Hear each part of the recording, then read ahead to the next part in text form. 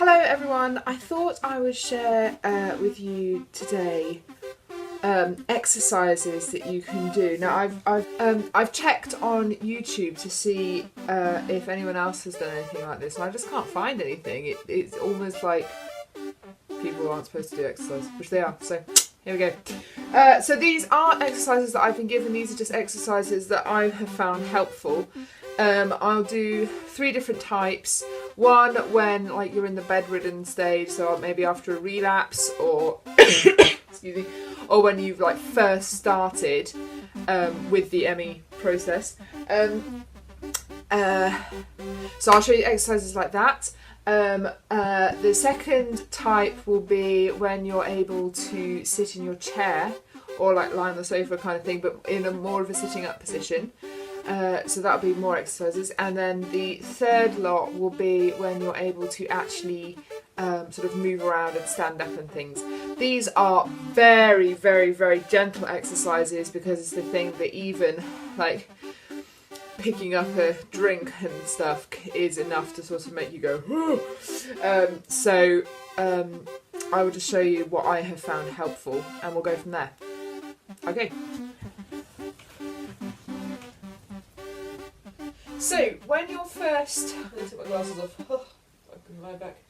When you're first ill or in any sort of situation when you are having to be in bed for long periods of time, muscle wastage can happen so quickly, and so it's really important to exercise as much as possible, which you'll see sort of what kind of level we're talking about. It's the kind of thing that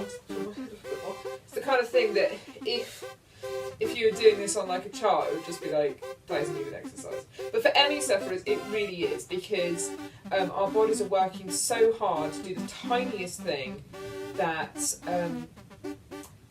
even this amount, which I'm about to show you, is enough to kind of help things, and will also get you exhausted below. So I find that I have to have a pillow under my knees. If I don't, all sorts of stuff starts happening with my legs and they start going into like tremors and stuff. So that's just me. But so I'm guessing that this is a less stressed position. So I would actually suggest that you have a pillow to begin with. And so this is when you're able to do it. You know, when you're first ill, you do not want to push yourself at all, because that's just not the way ME works. But anyway, so the first thing to do is to just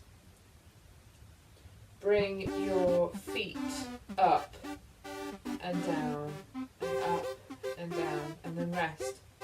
Now that is working not only like the foot muscles and things, but also the calf muscles and the thigh muscles as well. And you'll actually feel like the lactic acid burn. Excellent. And it feels like you've gone for a jog. It's ridiculous, but it really helps to really keep those sort of muscles it slows down muscle wastage. You're going to get a bit of muscle wastage if you're in bed for like 6 months, but this really helps to begin with. Now my hips are actually really bad today, so I'm going to stop now. Okay, so that is working your lower half. Now we're going to work our stomach muscles and our hips and kind of this kind of area here. So the thing to do with that, I'll show you without the pillow, although that's a bit hard, but we're kind of just going like this. So it's almost like you're boogieing, but lying in bed while you do it. So we're going to just boogie. And that, it's like getting out of breath really quickly.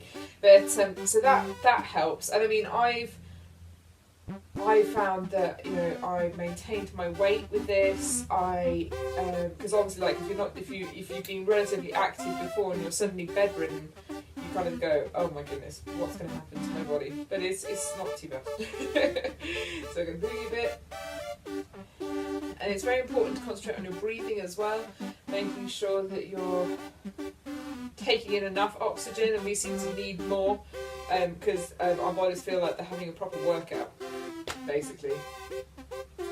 And then something that I used to do is to put my arms up like this until I sort of start to feel burn, which is crazy, but there we go. And put them down again. And then those kind of stretches as well are quite good. So there we go. They are your in-bed exercises. My advice is do those as often as you feel able. They really are very beneficial and just really, really helpful. Obviously, like, don't go crazy, but maybe do like a couple of seconds even. It's really slow. But hey, you've got a long time, so go for it. Doing that. Yeah, so hopefully that's helped. So now we'll move on to phase 2. Just a quick note, for those of you who are possibly looking at my body and going, oh, well, she's put on weight kind of thing. Yes, I have. That's what happens with ME. You're not able to do it. Like, I've eaten sensibly. Eaten sensibly? Yeah. I've eaten properly.